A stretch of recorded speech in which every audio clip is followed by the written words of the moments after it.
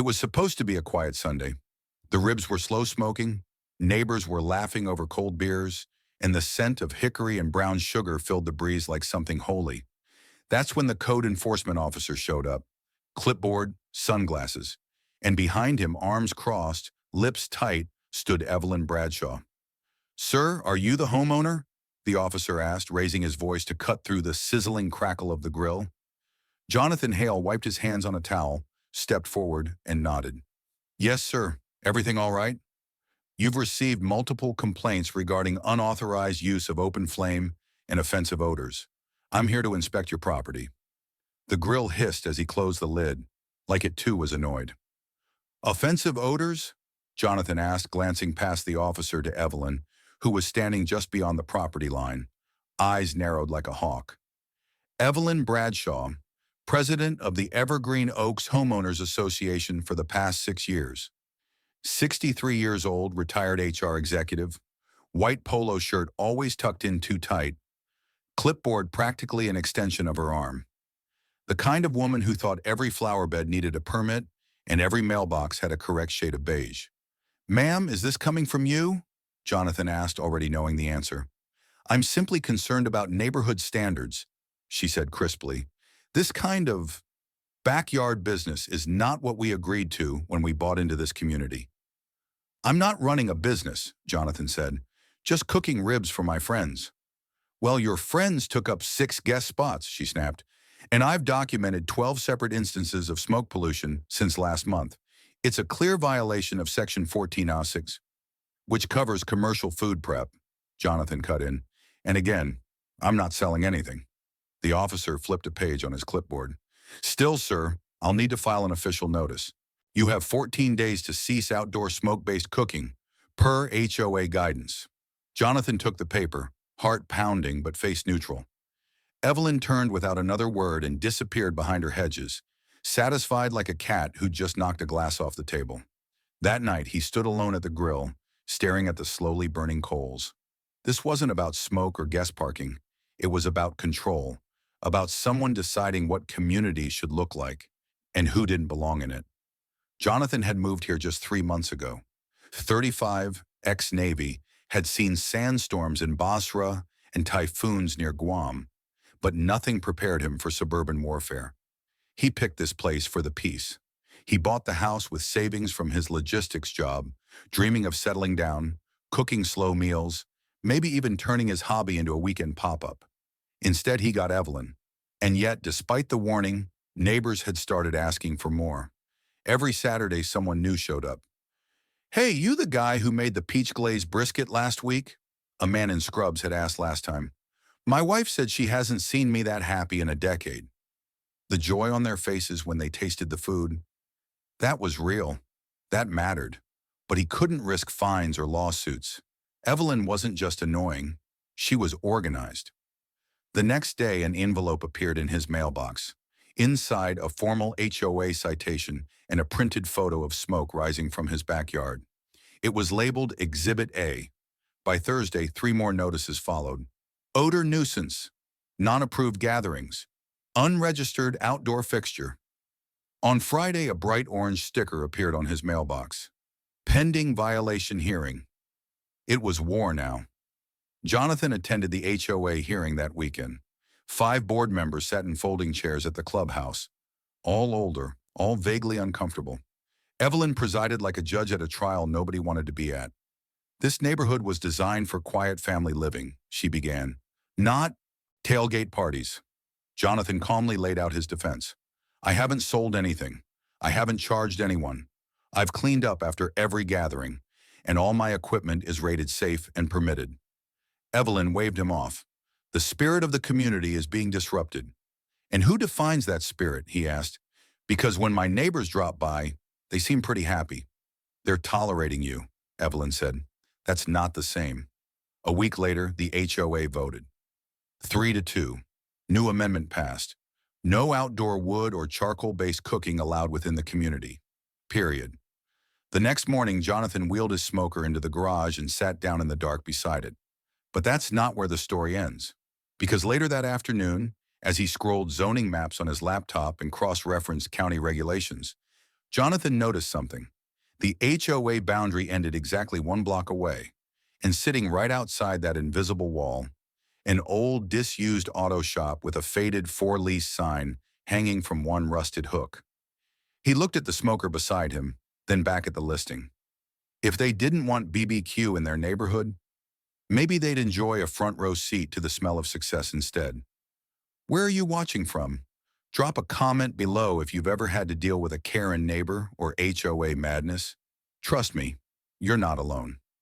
Jonathan stood outside the old auto shop the next morning, coffee in one hand, county lease papers in the other. The building was nothing special. Cracked brick, oil stains on the concrete, a garage door that groaned in protest when opened. But it sat 31 feet outside the HOA's jurisdiction. Legally a different parcel. Technically, a different world. The landlord, a gruff man named Ed, barely looked up from his crossword. "You sure about this?" he asked, handing over the keys. "Last guy tried to turn it into a vape shop.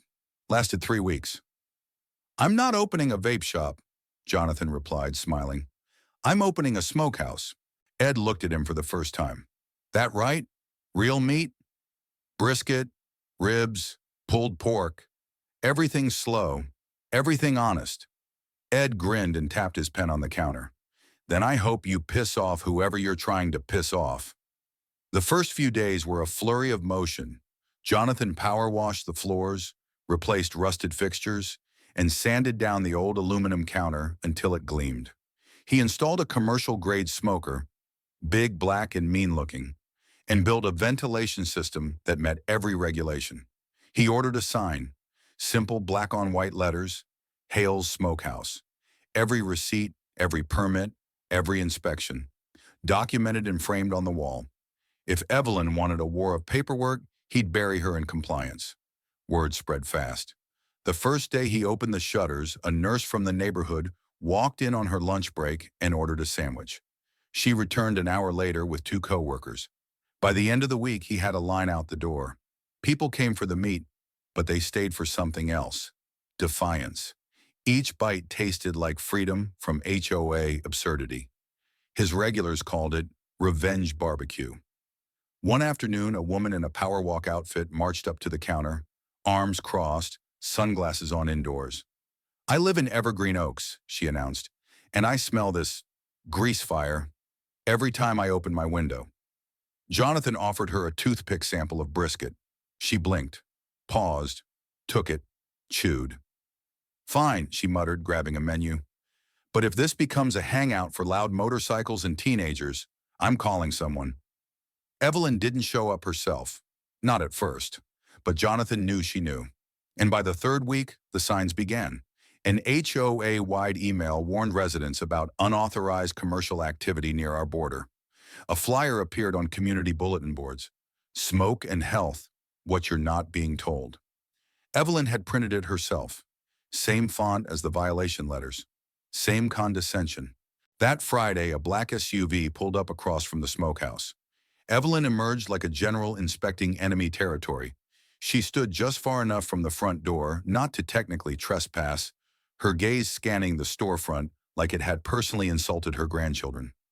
Jonathan stepped outside and leaned against the frame. "Something I can help you with, ma'am." "You think this is clever," she said, voice flat. "You think this gets around the rules. I'm just a guy with a smoker and a dream, and a lease, and a health inspection certificate if you'd like to see it." "This is harassment," she snapped. "You're targeting our community.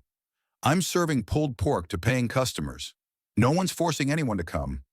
You'll be hearing from the city." "I hope so," he said, smiling. "We've got a ribbon cutting next weekend. Local councilman's coming." Her lips tightened. "You think you've won," she hissed. "No," Jonathan said, stepping back into the smoky warmth behind the door. "I think I'm just getting started." The next 2 weeks were chaos. HOA board members began circulating a petition demanding city zoning changes. Evelyn filed a noise complaint, then a parking complaint, then a trash disposal complaint. None stuck. Meanwhile, business boomed. Jonathan added outdoor benches, then a canopy, then a neon sign that glowed through the HOA hedges at night. "Let the smoke speak." That's when the real retaliation started. Someone began photographing his customers, taking down plates, approaching people, and warning them about supporting illegal enterprises. A rumor spread that his meat was undercooked, that he was operating without a business license. One woman claimed the barbecue made her dog sick. Jonathan kept everything tight: clean kitchen, updated permits, logged temperatures, multiple cameras, inside and out. But Evelyn wasn't after facts. She was after perception. So when she held a special HOA meeting titled Preserving Our Neighborhood, Community Under Threat, Jonathan showed up. He wasn't on the agenda, but he didn't need to be. He waited until public comments opened, then stepped forward in jeans and a black t-shirt still faintly dusted with mesquite smoke. "I served this country for 12 years, he began. Moved here because I wanted peace. I followed every rule, paid every fine, stopped cooking in my own backyard because this HOA said it didn't fit the community. So I found another spot. Outside your reach, legal, inspected, open to the public." He paused. People were listening. "I don't want to fight. I just want to cook good food and let folks enjoy it. But this campaign to crush anything that doesn't fit one person's version of acceptable, that's not community. That's control. And it's time we talk about the difference." The room was silent for a beat. Then someone clapped. Then another. Then half the room. Evelyn banged her gavel. "This is not the time or place." But no one was listening anymore. By Monday morning, Jonathan's parking lot was full before 11 a.m. Nurses, contractors, teachers, a couple of guys in suits from the county courthouse. And across the street, parked in her usual black SUV, Evelyn sat, windows up, watching like a storm cloud with tinted glass. He ignored her. Inside the smokehouse, the air was thick with hickory and anticipation. People weren't just showing up for food anymore. They were showing up for the message, for the quiet thrill of sticking it to the system, one pulled pork sandwich at a time.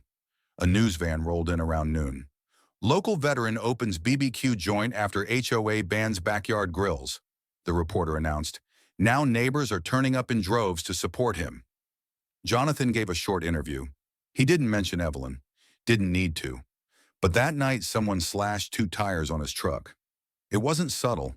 They were shredded, deep cuts through thick rubber.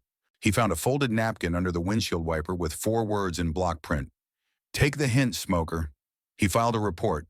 Security camera footage showed nothing clear.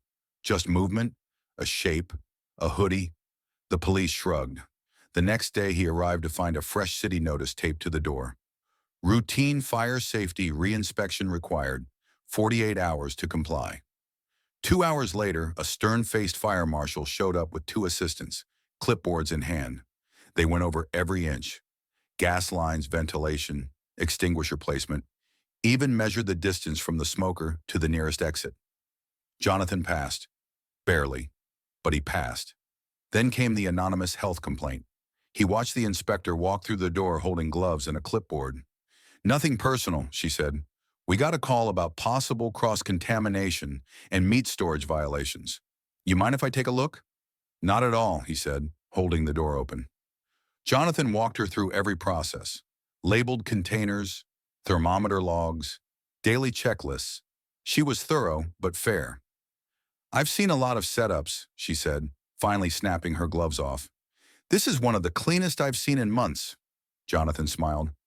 "Would you like a sandwich before you go?" She paused. "You got that peach-glazed brisket I keep hearing about?" Word traveled faster than smoke.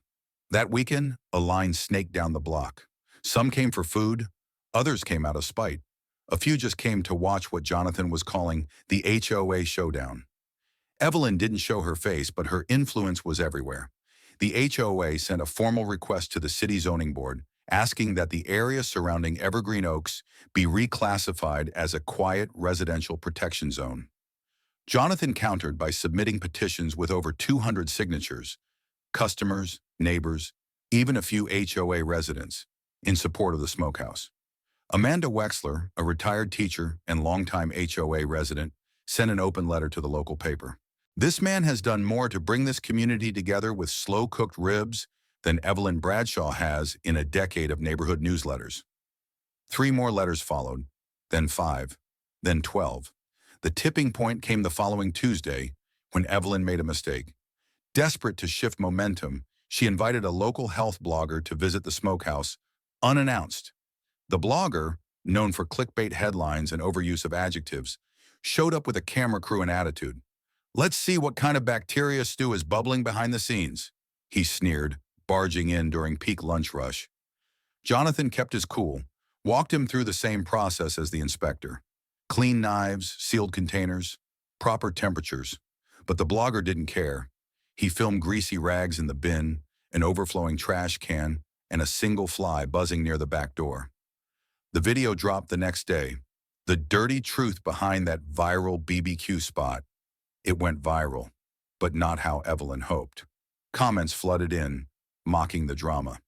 That overflowing trash can was literally a full bag waiting for pickup. "Oh no, a fly outside in Tennessee? Someone call the CDC. I eat there twice a week, never been sick. But watching this guy's video made my stomach turn for different reasons." The backlash was swift. The blogger disabled comments. Evelyn was named in screenshots circulating Reddit threads about suburban overreach and HOA tyranny. One meme showed her face photoshopped onto the Wicked Witch of the West, holding a spatula. Jonathan didn't gloat. He didn't respond. Instead, he quietly added a new item to the menu. The Karen combo, overcooked opinions with a side of mind your business. It sold out in an hour. Still, he didn't underestimate Evelyn, because 2 days later, a certified letter arrived, stamped with the HOA's legal seal, cease and desist, claiming Jonathan had violated a clause in his original home deed, a clause that, according to Evelyn's lawyer, prohibited any commercial activity by the resident that could materially affect the character of the surrounding community. Jonathan read the letter once, then twice, then pulled out his own copy of the deed. No such clause. But Evelyn wasn't playing fair. She was playing to exhaust, to intimidate, to outlast. He took a breath, picked up his phone, and called someone he hadn't spoken to in years. "Hey," he said when the line picked up. "You still practicing law?" "Still practicing? You trying to get me disbarred already?" came the voice on the other end, rich with sarcasm and a Memphis drawl. Jonathan smiled for the first time all day. "Hey, Mason, I've got a live one." Jonathan explained the situation, the Smokehouse, the HOA, the fake clause. "Let me guess. She's got short hair, speaks in bylaws, and carries a clipboard like it's a weapon?" Mason asked. "That's her. Text me a copy of your deed, all HOA correspondence, and that cease and desist. I'll take a look." 3 hours later, Mason called back, voice sharp. "This is garbage," he said. "The clause they're referencing? It doesn't exist. It's from a 1982 version of the Evergreen Oaks Charter, removed in 2004. I found the amendment paperwork. She's banking on you not knowing that." Jonathan exhaled slowly. "So it's bluff. Big one, and illegal if she's sending it through a lawyer. You want me to respond?" "Not yet," Jonathan said. "I've got an idea." That Saturday, he organized a customer appreciation cookout in the gravel lot next to the Smokehouse. Free ribs, cornbread, sweet tea. Local musicians played under a borrowed canopy. Kids ran between tables. Neighbors brought chairs. Jonathan took the mic halfway through. "I just want to thank everyone for the support. I moved here thinking I'd just be cooking meat. Turns out I've been helping cook something bigger. Community." Applause. Cheers. Evelyn didn't come, but her absence didn't stop the storm. Monday morning, another envelope. This time from a new sender, Evergreen Oaks Legal and Compliance Affairs. The letter was longer, denser. It accused Jonathan not only of disrupting neighborhood peace, but of willful provocation of community distress, citing his event as a targeted action designed to diminish the quality of life for surrounding residents. Mason laughed when he read it. "Now they're accusing you of, what, cooking with intent to offend?" "They're grasping. They're cornered," Mason corrected, "and I say we push." Mason drafted a formal reply, citing multiple counts of false legal claims, abuse of position by a nonprofit board official, and defamation. The reply wasn't just sent to Evelyn. It was CC'd to every HOA board member, the city zoning office, the county legal department, and the local press. Then Jonathan posted a simple message on the Smokehouse's Instagram. Respect your neighbors, but stand your ground. Some things are worth the smoke. The post went viral. By Wednesday, local news was back, this time with a deeper story: HOA overreach or personal vendetta, the BBQ battle dividing a community. The reporter interviewed neighbors, many who praised Jonathan, some who nervously declined comment, and one brave soul, Amanda Wexler, who finally said it aloud on camera. She doesn't speak for all of us. She never has. Most of us love the smell of barbecue more than the smell of fear. That same day, Jonathan received an unexpected visit. A woman in a dark red blazer, clipboard in hand, walked through the smokehouse doors. "Mr. Hale?" "Yes?" "Anna Cole. I'm with the State Real Estate Ethics Board. Mind if I ask you a few questions about Evelyn Bradshaw?" Jonathan blinked. "What's this about?" "We've received multiple complaints, and based on our preliminary investigation, there may be grounds for formal action." Jonathan led her to a quiet table, poured 2 lemonades, and began telling the whole story. Not just the smokehouse, but the first warning on his backyard grill, the fake clauses, the code violations, the stalking. Anna took notes. She asked for copies of everything. He gave her a full binder. When she stood to leave, she offered a tight but genuine smile. "People like her hide behind rules they twist. Thank you for not twisting back." But Jonathan wasn't done yet. Later that evening, with a quiet resolve, he wrote an open letter, addressed not to Evelyn, not to the HOA, but to the neighborhood. He printed copies and slid them into every mailbox on his street. It read, "I moved here because I believed in the idea of neighbors. Not perfect lawns, but people. I believed that food could bring folks together, that you could still build something honest with your hands. And I still do. I'm not trying to disrupt. I'm trying to belong. I just want to cook and serve and live in peace. But peace doesn't mean silence in the face of intimidation. If you're tired of rules used like weapons, you're not alone. And if you want to live in a neighborhood that values people over policy, come by this Saturday. We'll be smoking ribs. No charge. No politics. Just food. Jonathan Hale." Saturday came. Then the crowd. Over 300 people. A mix of ages, backgrounds, even a few board members in sunglasses and hoodies. Cars parked down 2 blocks. Volunteers helped with plates and drinks. At the center, Jonathan stood, apron on, smile wide. He looked around. This was his answer. Not a lawsuit, not revenge. This. Evelyn didn't show, but her power did. Because late that night, just after cleanup, just after the last plate was washed and the smoker shut down, someone shattered the front window of Hale's Smokehouse. No theft, just damage. A message. Glass crunched beneath Jonathan's boots as he stepped into the smokehouse the next morning. The cold air seeped through the broken front window, stinging his skin like truth. He didn't speak, didn't curse. He just swept. An hour later, Mason arrived with coffee and his usual scowl. "You filed a police report?" Jonathan nodded. "They took pictures. Said it looked personal." Mason looked around. "This place was built on personal, but you've got enough eyes on you now. Whoever did this, they messed up." He was right. A security camera mounted across the street, one belonging to a local bakery, caught the whole thing.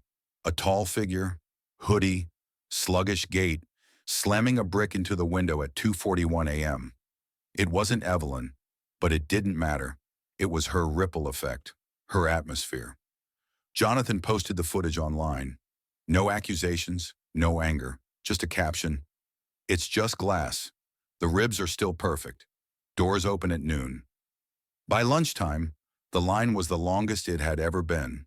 Volunteers helped patch the window with plywood painted in black and red letters. "You can't smash community." Even the mayor's assistant showed up, handing Jonathan a business card and whispering, "She's not untouchable anymore. Just wanted you to know that." 3 days later, Evelyn was forced to appear at a public hearing. The ethics board had received enough complaints, not only from residents, but from former clients of her real estate firm. Hidden clauses, pressure tactics, selective enforcement. Amanda testified. So did two other board members who had resigned quietly the year before. One told the board, "She didn't lead, she ruled, and we let her." Evelyn, seated in a beige pantsuit, stared forward like a statue no one worshipped anymore. She was found in violation of multiple ethical guidelines, the most serious being the use of her position for personal and political gain. Her real estate license was suspended pending a full investigation. She refused interviews, closed her office, stopped appearing at HOA meetings. 2 weeks later, a moving truck appeared in front of her house. She was gone by sunset. That same evening, the Evergreen Oaks board met for an emergency vote. Jonathan was invited to attend, not as an outsider, but as a guest of honor. Amanda stood, holding a motion. Effective immediately, Section 14.6, the one banning outdoor cooking, is repealed. We'll replace it with new language. Safe use of outdoor grills permitted, provided standard fire codes are met. She smiled at Jonathan. I believe the neighborhood deserves the smell of ribs again. Unanimous vote. Applause followed. The following weekend, Jonathan rolled his old backyard smoker out of the garage. Not the big commercial one, the first one, the one Evelyn had tried to silence. He lit it slowly, carefully, like a ritual. The scent of wood and meat and stubborn optimism filled the air. Neighbors appeared one by one. Folding chairs unfolded. Paper plates were passed. Children ran barefoot through lawns. Dogs barked. Music played from someone's porch. At one point, Amanda leaned over and asked, "You ever think about running for HOA board?" Jonathan laughed. "Nope, I've got enough smoke to manage." Later that night, as the coals dimmed and the stars came out, he sat in a lawn chair in front of his house. A fresh sign staked into his yard read, "Community tastes better together." He raised a glass of sweet tea to the quiet. The war was over, but the smoke, that was here to stay.